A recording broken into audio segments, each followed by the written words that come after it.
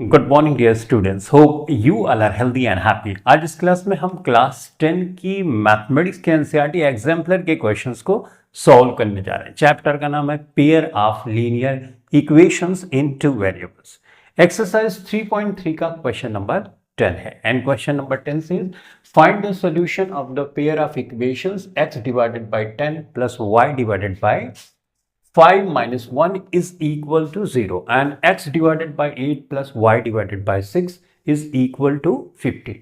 Hence find lambda if y is equal to lambda x plus 5. यहाँ पे हमको इस lambda की वैल्यू फाइंड करनी है, तो ऑब्वियसली हमको y और x की वैल्यू फाइंड करनी होगी, तभी हम lambda की वैल्यू फाइंड कर सकते हैं। इस x और y की वैल्यू को हम इन दो इक्वेशन की हेल्प से फाइंड करेंगे। हम यहां पे लगाएंगे इलिमिनेशन मेथड, जिसमें हम x को या y को कैंसिल करेंगे और कैंसिल करने के लिए जरूरी है कि दोनों वेरिएबल इक्वल और अपोजिट साइन में हो, राइट। तो चलो सॉल्व करते हैं। देखो, पहली इक्वेशन है हमारे पास x divided by 10 plus y divided by 5, right. यहां पे -1 इधर है लेफ्ट हैंड साइड, इसको राइट हैंड साइड लेके जाएंगे तो इस तरह से हो जाएगा, माइनस प्लस हो जाएगा। इक्वेशन फर्स्ट इसको मानते हैं। इस इक्वेशन को देखो, x डिवाइडेड बाय 8 है प्लस y डिवाइडेड बाय 6 है, करेक्ट, इज इक्वल टू 15। अब दोनों इक्वेशन सेम फॉर्मेट में है, यानी ये वाली वैल्यू इधर है और ये वाली वैल्यू भी राइट हैंड साइड है, ठीक। अब हमको यहां पे x को कैंसिल करना होगा या y को कैंसिल करना होगा, और अगर हम इस तरह से कैंसिल करें कि एक ही स्टेप में हो जाए, इक्वल भी हो जाए, तो वो ज्यादा हमारे लिए सही होगा। तो इस इक्वेशन में बच्चों अगर मैं 20 से मल्टीप्लाई कर दूं तो 5 को 20 से 20 को 5 से अगर मैं डिवाइड करूंगा तो यहां पे 4 आ जाएगा, करेक्ट, सही है। और अगर यहां 24 से इस इक्वेशन को अगर मैं मल्टीप्लाई करूं तो 6 4 24 हो जाएगा, यानी 4 यहां पर भी आ जाएगा, 4 यहां पर भी आ जाएगा। साइन इक्वल है तो सब्ट्रैक्ट करके हम इलिमिनेट इसको कर देंगे तो x की वैल्यू आ जाएगी। तो इस इक्वेशन को मैं 20 से मल्टीप्लाई कर रहा हूं। देखो, वेरिएबल को इक्वल करने के कई मेथड बच्चों हो सकते हैं, जो आपको कन्वीनियंट लगे वो आप करो। आप दूसरे नंबर से भी मल्टीप्लाई कर सकते हो, राइट। दूसरी अप्रोच को इस्तेमाल कर सकते हो किन्हीं इसमें वेरिएबल को इक्वल करने के लिए, तो जो आपको कन्वीनियंट लगे आप कर सकते हो। यहां पे मैं 20 और 24 इसलिए यूज कर रहा हूं, एक ही स्टेप में इक्वल हो जाएगा, ये फ्रैक्शन वाला पार्ट भी हट जाएगा और इक्वल भी हो जाएगा, तो हमारे लिए इजी हो जाएगा, ठीक है।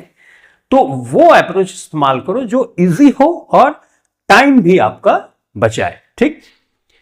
तो यहां पे 20 से मल्टीप्लाई कर रहे हैं और इसको हम मल्टीप्लाई कर रहे हैं 24 से। तो 20 से मल्टीप्लाई अगर हम कर रहे हैं तो पूरी इक्वेशन को करना होगा, तो यहां पे मल्टीप्लाई करेंगे तो यहां पे 20 आएगा, 10 से 20 को डिवाइड करेंगे तो 10 आ जाएगा, 2 आ जाएगा, राइट। तो ये वाली इक्वेशन हो जाएगी 2x, करेक्ट। इसी तरह से यहां पे 20 आ जाएगा, राइट। तो 5 4 जा 20, राइट, तो ये हो जाएगा 4y, करेक्ट। और यहां 21 जा 20 हो जाएगा, सही है। तो ये हम इक्वेशन 3 मान ले रहे हैं, तो ये इक्वेशन हमको। अब यहाँ पे 24 से, तो यहाँ पे 24 ऑब्वियसली आएगा, राइट। तो इसको 24 को डिवाइड करेंगे तो ये 3x हो जाएगा, ठीक। 8 3 जा 24। इसी तरह से यहाँ पे 4 हो जाएगा और यहाँ पे 15 इंटू 24 हो जाएगा, करेक्ट हो जाएगा। तो इसको हम मल्टीप्लाई कर रहे थे, 15 चौको 60, 15 दूना 30 और 6 36, राइट, 360 है।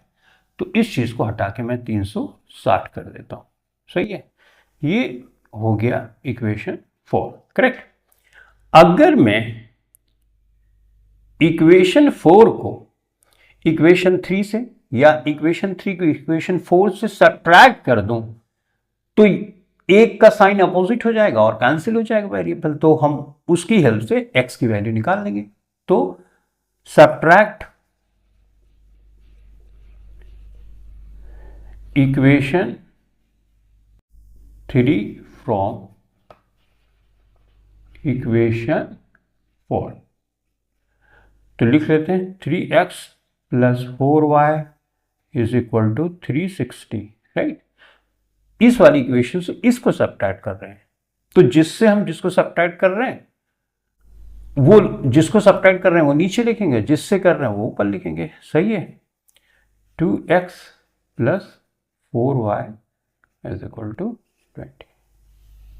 अब देखो, जब सब्ट्रैक्ट करते हैं तो जो साइन होता है नीचे वाली इक्वेशन का वो अपोजिट हो जाए। प्लस है तो माइनस है, प्लस है तो माइनस है, प्लस है तो माइनस है। अब 3 में से 2x अगर माइनस करोगे तो x हो जाएगा। अब ये देखो कैंसिल हो गया, और यही हमारा पर्पस भी था कि एक वेरिएबल कैंसिल हो जाए। कब हो गया यहाँ पे 360 में से अगर 20 आप घटाओगे तो ये हो जाएगा बच्चों 340। तो x की वैल्यू आ गई यहाँ पर 340, राइट। अब y की वैल्यू कैसे फाइंड करें, किसी भी इक्वेशन में रख दो। तो यहां आगे कर रहे हैं put the value of x in equation 3 में रख दें, इन इक्वेशन 3। ये इक्वेशन 3 है तो 2x की वैल्यू देखो 340 आई है ऑलरेडी, तो हमने यहां x की जगह रख दिया। प्लस है 4 है y और इज इक्वल टू 20, राइट। तो 4y बराबर क्या होगा बच्चों, ये पॉजिटिव में इधर जाएगा नेगेटिव में, इसको मल्टीप्लाई कर लेते हैं। 2 चौक 8, 2 3 6, राइट। 2 0, 2 4 8, 2 3 6, 680, राइट। 680 से 20 घटाओगे तो नेगेटिव का 660 आएगा, राइट। तो 4y = इतना होगा, तो y = हो जाएगा नेगेटिव का 660 और ये 4, राइट। इसके सामने ऑब्वियसली पॉजिटिव का साइन। पॉजिटिव नेगेटिव का अगर डिवीजन हम करते हैं तो नेगेटिव में आता है 4 एकम 4, राइट। यहाँ पे बचा 2, 4 6 24, 2 और 4 5 20। तो बच्चों यहाँ पे y की वैल्यू आ गई नेगेटिव का 165, राइट। देखो यहाँ पे x की वैल्यू हमको यहाँ पे मिली और y की वैल्यू हमको यहाँ पे मिल गई। अब हमको लैम्डा की वैल्यू आसानी से निकाल सकते हैं। तो हम जानते हैं यहाँ पे क्वेश्चन में दिया गया है लैम्डा x = 5, y की वैल्यू माइनस का 165 है लैम्डा, और x की वैल्यू है 340, ठीक है, ये +5।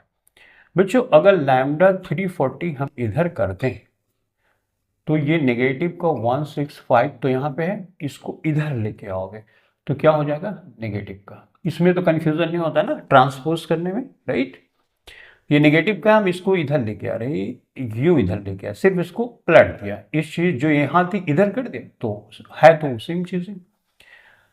अब 165 में करेंगे तो 170 हो जाएगा, राइट। तो लैम्डा = ये हो जाएगा 340। ये बात समझ में आती है, ये मल्टीप्लाई में है तो ये डिवाइड में हो जाएगी, सही है। अब बच्चों इसको हम करेंगे तो 170, अब इसको चलो डिवाइड करते हैं। 0 से 0 कट गया, 17 × 34 यानी -1/2। तो हमको लैम्डा की वैल्यू आ गई -1/2। और यही हमसे पूछा गया है कि इन दो इक्वेशन की हेल्प से लैम्डा की वैल्यू फाइंड करो। हमने लैम्डा की वैल्यू फाइंड कर ली।